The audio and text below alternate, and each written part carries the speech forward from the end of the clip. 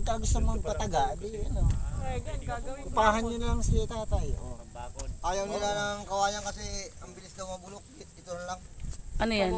Kamote ha. Nabubuan din, barbed wire. Bagwaya kala ko. Pero mas magandang tingnan Mas sa akin ng maganda kawayan. yung tanim na ano, yung kamuting kahoy na Tagalog. Ay, yung ano, yung malaki. Yung malaki. Oras na. Kamuti nga ako na. Ang pinaka ko ano 3 kilo, isang piraso. Aray, Diyos ko. Ang laki nun ah. Ay, wala kayong kamuting eh. Pabili nga po.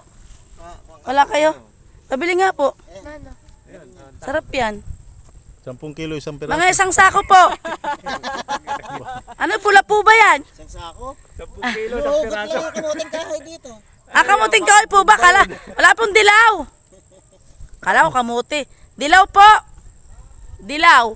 Ayun na lang oh. Yung may puno. Dito magtanim. Yung may puno. Yan pala yan.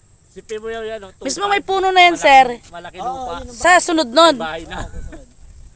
Yun ang bakante. Lupahan. Ano na yun? Ano na yun? Pa-riprap na yun. Hindi ko, elevated pa rin yan. Ayan. Kala nyo lang eh. Pataas? oo. Ah.